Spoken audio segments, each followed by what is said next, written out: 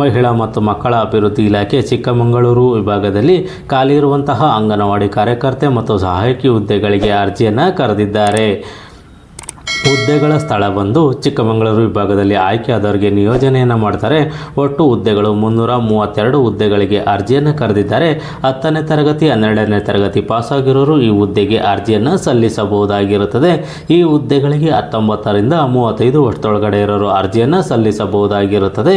ಮತ್ತು ಈ ಒಂದು ಹುದ್ದೆಗಳಿಗೆ ಸಂಬಂಧಪಟ್ಟಂತೆ ಅರ್ಜಿ ಸಲ್ಲಿಸಲಿಕ್ಕೆ 4 ನವೆಂಬರ್ 2025 ಕೊನೆಯ ದಿನಾಂಕವಾಗಿರುತ್ತದೆ.